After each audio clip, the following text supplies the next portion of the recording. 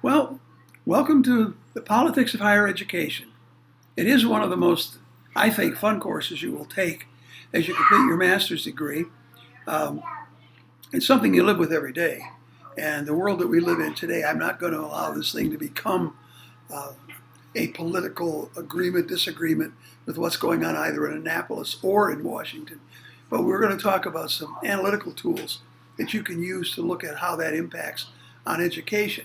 The first thing I'm going to do is I'm going to hold up your text, American Higher Education. This is a marvelous text. I've talked to the authors and encouraged them a number of times to update it just a little bit. Frankly, it is still very accurate. And for those of you, and I hope that's all of you, plan to go on to the doctorate, either with Morgan or somewhere else, please keep this. This is going to do you a world of good. This will save you hours of research as you take your other doctoral courses, because they've done bibliographic research better than anybody I know, going back to the start of this 21st century, right down to the end of this first decade. So, American Higher Ed by Sean Harper, and I apologize, I don't know Orlando Jackson very well, but I do know Sean fairly well, so we're good. Okay, we're going to start with Mod 1. Now, what I intend to do, you've heard about me, I'm sort of structured in my idiosyncrasy. I do put together a little introduction to all the modules. It's just basically a way to sort out some things I think you ought to get, and you will get more than what I'm just talking about, because each of you brings to this, and we will talk about that as well, brings to this experience all of your personal life adventures. And that's good, and it should be that way. It'll make you more empathetic to your students and give you a context, pardon me, in which to review this. Okay, so let's begin with talking about the first mod. I've given you 2 readings for each of these mods, plus there's some other open educational resources that you will get to go along with these YouTubes. So we're going to talk about a gentleman whose name you will hear pretty much throughout working with community colleges. He's one of the original critical theorists of what we've been doing since back in 1903. His name is Burton Clark.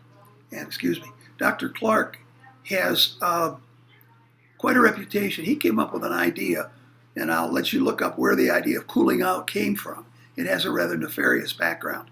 But his Small Worlds, Different Worlds analyzes the impact of a number of things we live with: gender, age, race, socioeconomic status, and political issues, if you will, on all of what we do in the community college universe. So he looks at it from both a micro and a macro perspective. Please consider the political implications of the couple that he raises early on page 24. He talks about both institutional prestige in a macro sense, and he also talks about what happens with unions. And for community colleges, that is even more involving than I think it is in perhaps the 4-year schools. So the second area he goes into that we're going to hear a lot about, and we're looking at other elements of it to begin with, and that will be remediation. Now, I don't like the word remediation. I do not like its successor, which is developmental education. One of my colleagues here at Morgan, Dr. Rosemary Gillette Karam, has come up with a better way to look at that, a positive way to look at that, by calling it student success. And it has a tremendous political implication and impact, because, frankly, people tend to think about, why am I paying for things 2 and 3 times? So that whole issue is going to be involved, as is not just elected politicians. But please remember, you will deal as much with the political bureaucrats as you develop your role as a leader in community colleges as you will with elected politicians.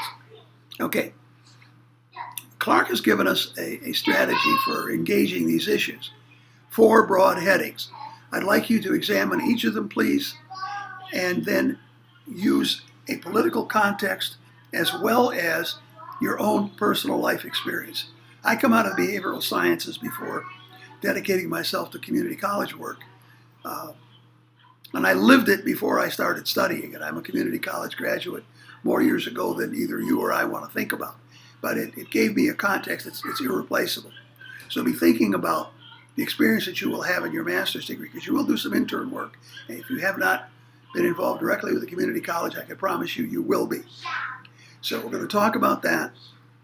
On the concluding sentence on page 30 gives you a challenge that has faced American higher education for generations. And we're going to talk more about that now as we move into the second reading. The second reading is something that we have been aware of for a long time. My awareness of its complexity only grew 13 years ago when I joined the faculty at Morgan State. And that is, how are we going to get more African American and Hispanic faculty and administrators into community colleges? The numbers do not come anywhere near a percentage matching the percentage of community college clients. And back in my early days, my middle year days as a teacher and administrator, my students would say, well, Dr. Parsons, why don't more of you look like us? And frankly, I could say, well, it's because not enough of you go on to graduate school so that we can hire you. And you folks are going to help break that barrier, as we've been breaking it for a long time at Morgan. And I've been lucky to be involved in that for the better part of 13 years. Okay, on page 41, the two authors of this particular article address, actually more than two, but the two lead articles, how are we going to create this college community that looks like our college clients? I would ask that you also pay careful attention. Too often we make that a micro issue. We talk about as it is related to the institution that you are working for, perhaps even if you're lucky enough to have gone to a community college and then gone on to work in one. Our computer just had a little thing on it, but it went away. Okay, so that's something. On page 44, they start their framework for analysis. I trust that you'll use that because it will help you with some of the assignments that you have in the course. As many authors, when they write chapters for books, and I hope some of you will do that. I've done it a number of times, and it's very enlightening. They don't end with a conclusion. They end with something far more important, and I've written myself a note that in my ongoing scholarship I plan to use it. And that is, okay, we've had this entire two readings now. This is a great chapter because they end with implications. Well, what are the implications of what you've read in the two chapters and in the top 10 issues essay for the American Association of Colleges and Universities? That was your other reading for this module. They divide the concept of this construct implication into two parts. First, policy. And we'll be talking about policy. You'll be talking about policy throughout your degree because you'll be talking about leadership, which has a policy dimension. You'll be talking about the Learning College, which we will talk about in one of our later modules in this course, but it will also have implications for the Learning College module that you do. Whether you do it with Morgan or with another college, you will hear that in the model that deals with curriculum and those kinds of things. Okay, so talk first of all about the challenge. The second part, then, when we move from policy, we move into a rather interesting conceptual framework, which is challenges afford opportunities. So what we're going to do with our work throughout the next 4 modules that will conclude our course is we're going to see if we can engage some of these challenges and at the same time identify opportunities that will emerge from that engagement. Okay, so when you look then at the material from this, the 2 readings we've talked about and the 10 issues, that's kind of a foundational base, or that's kind of redundant, kind of a foundation for this entire course. So what I want you to do now is put on your hard hat and begin your construction. Thank you.